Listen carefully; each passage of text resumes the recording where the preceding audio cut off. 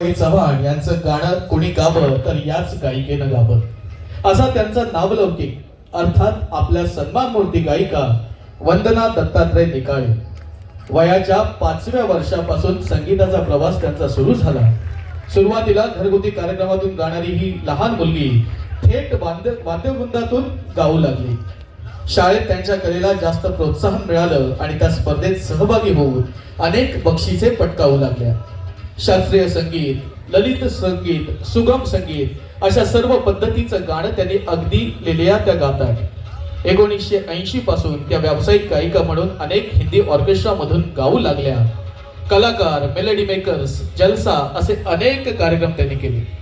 1997 साली संतोष परब यांच्या लावण्यबेल या लावणी प्रधान वाद्यवृंदात त्यांचा लावणीचा प्रवास सुरू झाला. 2000 साली डॉक्टर बाबासाहेब आंबेडकर यांच्या जीवनावर आधारित कॅसेटला त्या 2 गाणी गायल्या, ज्यात स्वरसम्राट प्रसिद्ध गायक आदरणीय प्रल्हादजी शिंदे यांची अनेक गाणी होती. आणि त्या कॅसेटचे उद्घाटन हिंदी चित्रपट अभिनेता अमिताभ बच्चन यांच्या हस्ते करण्यात आले. 2009 मध्ये महापौर पुरस्कार त्यांना मिळाला. गीतकार शांताराम नांदगावकर आणि संगीतकार राम लक्ष्मण अशा महान कलाकारांचा त्यांना वरदहस्त लाभला.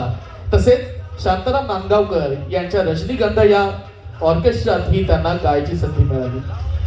आज त्यात अजून एका पुरस्काराची भर अर्थात लावणी कलावंत महासंघाचा लावणी गौरव 2025 हा पुरस्कार आपल्याला देताना आम्हाला अत्यानंद होत आहे. जरा जोरदार टाळ्याने आपण वंदना ताईंचं या ठिकाणी अभिनंदन करूयात.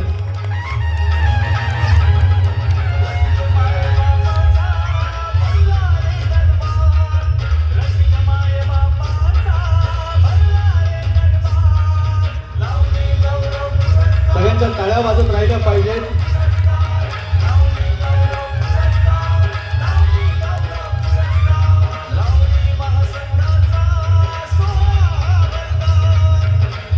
आणि वंदनाताईंना या ठिकाणी सोन्याची नथ भेट म्हणून देण्यात येत आहे. जरा जोरदार टाळ्या व्हायला हव्यात. महाराष्ट्र बाजारपेठेचे आदरणीय कौतिक दांडगे साहेब यांच्या वतीने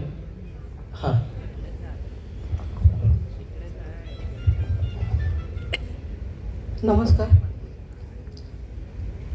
आजचा हा भव्य दिव्य असा पुरस्कार सोहळा पाहून खूप भारावून गेले.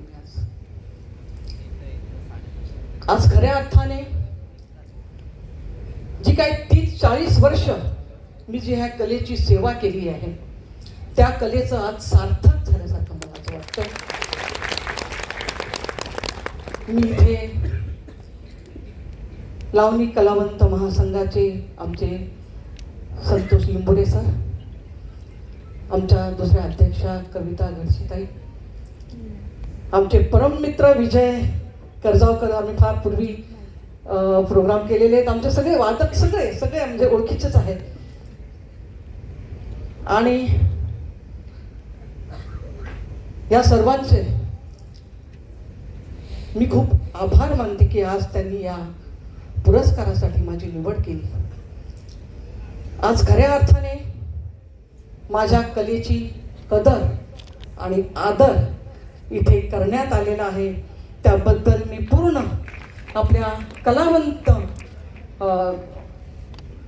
महासंघाचे ऋणी आहे आणि आभारी आहे. धन्यवाद. जय महाराष्ट्र. आणि मेन म्हणजे शेलार साहेबांच्या हस्ते हा पुरस्कार मला देण्यात आला आहे. त्याबद्दल हे माझं अहोभाग्य आहे की आज शेलार साहेब इथे आलेत आणि त्यांच्या हस्ते हा मला पुरस्कार देण्यात आला आहे. खूप खूप सर्वांचे शेलार साहेब तुमचे सुद्धा थँक्यू व्हेरी मच. यानंतर पुढील पुरस्कार मुंबईच्या गिरण गावातला पण कुटुंबात कलेचा कोणताही वारसा नसलेला एक हौशी कलाकार